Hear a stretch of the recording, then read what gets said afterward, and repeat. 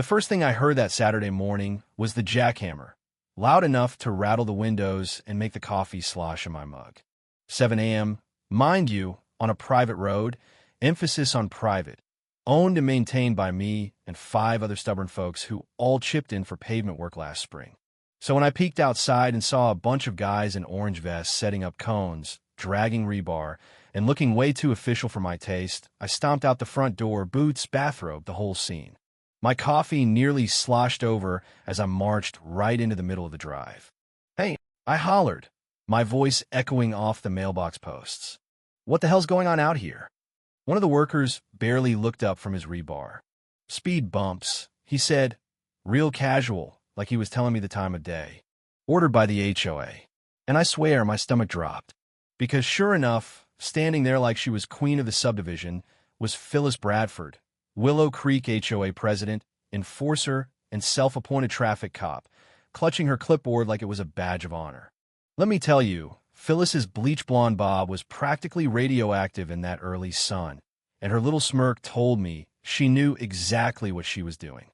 "Phyllis," I said, trying to keep it civil as I marched right up, "this is a private road. It doesn't belong to Willow Creek. You can't just—" She cut me off with that haughty little wave. "Derek, I'm doing what's best for the community.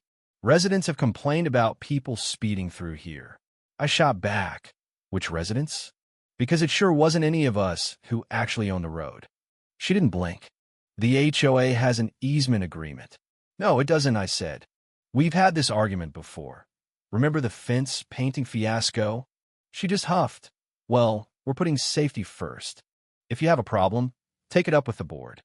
I just laughed. "I'm not under your board, Phyllis," but she was already barking at her crew. "Install all 5. I went back inside, grabbed my phone, and called the sheriff because sometimes you need backup. By the time Deputy Harlan pulled up, they'd poured 2 ugly lumps of concrete and were about to start a third. Harlan stepped out, the badge gleaming on his chest, and looked around like he was sizing up a crime scene. "Morning, gentlemen. Got a call about unauthorized construction on private property." I waved him over. "Right here," I said, arms crossed. Phyllis, of course, strutted over with her clipboard ready. "Deputy, this is HOA-approved work for safety." Harlan gave her a look. "On a private road? Whose name is on the deed?" I handed him my copy, signed by me and the other 5 owners. "No HOA involvement. No easement. Nothing." He read it, slow and careful, then looked at Phyllis. "You got permission from the owners, ma'am?" "We don't need permission. We represent the community." Harlan shook his head. "Actually, you do need permission. This is clearly private land. You're violating trespassing laws, maybe property damage too." Phyllis turned red. "Are you serious?" "Dead serious," he said, telling the workers to pack it up. "And you're going to need to remove what's already been done. If those speed bumps aren't gone by sundown, I'll be back with citations. Maybe handcuffs." I didn't say a word, just watched her stare at the concrete like it had stabbed her in the back. That should have been the end of it. But the next morning, the half-formed speed bumps were still there, hardening in the sun like ugly tumors on the asphalt. The work crew had vanished, left behind some cones, a wheelbarrow, and a box of powder donuts crushed under a boot print. I stood at the edge of the mess with my neighbor Celia, who co-owns the road with me. She was in gardening gloves, phone held out like a badge, filming everything. "Document everything," she muttered. "If they so much as breathe on this road again, I want it recorded." "They're already in deep," I said, crouching to poke the concrete. "This isn't just trespass, it's vandalism." And look, Celia zoomed in on rebar poking out of the mound. They poured right over the drainage cut. "If it rains, this'll flood the whole lower end." I straightened up. "That's not just reckless, that's sabotage." That's when Greg Talbot, the HOA vice president, rolled up in his silver Lexus, slacks, sunglasses, trying for calm. "Didn't expect you up so early," he called out. "I live here," I said. "What's your excuse?" He glanced at the concrete, shifting his feet. "I came to assess." "The board didn't think it would escalate to fine escalate," Celia chimed in, camera rolling. Greg sighed. "Plan was to improve safety. Installations were supposed to be temporary." "Temporary?" I barked out a laugh. You poured reinforced concrete. Greg's face pinched. The board had assumptions about usage rights. Assumptions don't hold up in court, Celia snapped. And you have no legal jurisdiction. You hired a contractor and damaged our property. Greg muttered, maybe we can talk to Phyllis. We're past talking. I cut in.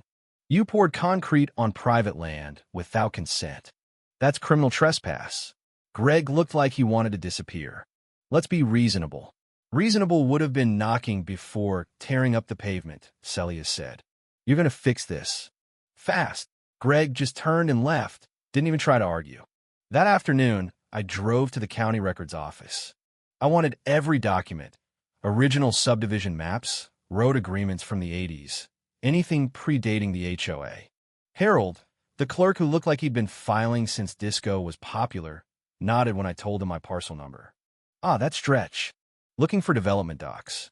Anything that mentions the HOA, I said. He handed me a thick manila folder. Back home, I pored over it all, and there it was in black and white. Access road remains under private ownership to be maintained by parcels 17 to 23. No governing authority, including but not limited to Willow Creek Homeowners Association, shall assume control or levy restrictions. I scanned it, printed copies, sent one to my attorney friend Carla. She owed me after I helped her brother fix his transmission. Come Monday, things got weirder. A flatbed rolled in. Bobcat, 2 men in Willow Creek polos. They weren't removing the bumps. They were trying to finish them. I stepped out, phone already recording. You better turn that machine off, I called. The driver blinked. Phyllis said we had the green light.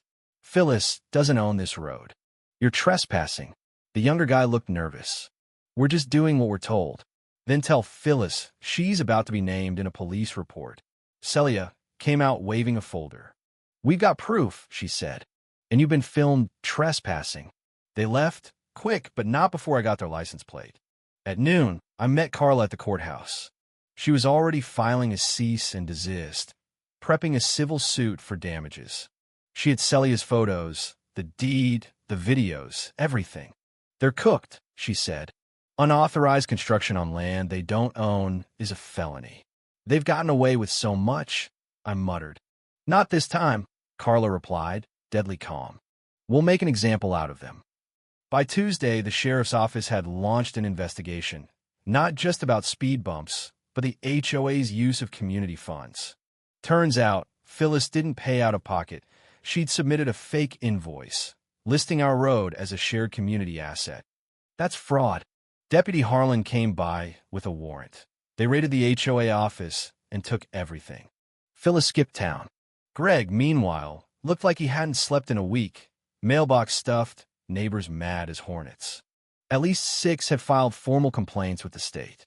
Thursday, we finally hired our own crew, patched the pavement, fixed the drainage. Celia and I watched with folding chairs and lemonade. As the sun set, she asked, "You think they'll try again?" I shrugged. If they do, it'll be paper, not concrete. We'll be ready. And we were. Calls started coming from neighbors, some furious about their dues, some scared. Celia pulled meeting minutes from the past 5 years. Over dinner, we found vague infrastructure enhancement lines, no details, no signatures, just shadow budgets. Carla frowned, no approval signatures. At best, sloppy. At worst, embezzlement. If this goes far enough, it'll trigger a state audit, I said. If we give them a reason, Carla replied, looking dead serious. Next day, at the clerk's office, the new clerk handed me a flash drive. You're the 3rd person this week asking about Willow Creek's filings. I went home and dug through it all, and there was a stamped invoice for municipal-grade traffic control devices signed by Phyllis, listing our road, not Willow Creek. I sent it to Carla, who called me 2 minutes later. That's forgery. That's a felony.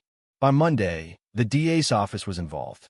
Carla helped file a complaint with all our evidence attached. Investigator Tasha Marlin called me. We've seen shady HOAs. This one's got a whole paper trail. We're building a case for fraud, conspiracy, misappropriation of funds. Will it stick? I asked. If half of what you gave us checks out, it'll bury them. That night, a man in a cheap suit showed up, served me a cease and desist on behalf of Phyllis, accusing me of defamation and interference. I laughed. You might want to check with the DA before handing out threats. Carla filed a countermotion. It's just a scare tactic, she said. Wednesday morning, Harlan showed up grinning. Your HOA president was arrested this morning. Falsifying documents, unauthorized dispersal of funds, criminal misrepresentation. Judge refused bail. That night, Celia brought over champagne. It's not small, I told her. It's the first real consequence she's ever faced. The next HOA meeting was chaos. Greg sweating at the front, residents shouting, "Call it what it is, you stole from us." You let her do it. Carla spoke up. You violated your own bylaws. The residents deserve better. Full audit, someone shouted. A motion to suspend the board and appoint a resident committee passed on the spot. Celia was voted in unanimously. Didn't want the job, she whispered. You earned it, I said. Celia's first act? Hire a forensic auditor, not local, but a tough CPA named Dana, who flagged 4 years' worth of consulting fees to a non-existent company, landscaping jobs that never happened, nearly $20,000 siphoned into a fake nonprofit. It's registered to Robert Bradford, Phyllis's husband, Dana told us. Never on the board, but used the HOA as his personal ATM. The DA's office moved fast. Robert was arrested withdrawing funds. The assets were frozen. News spread quick. HOA power couple accused in financial scheme.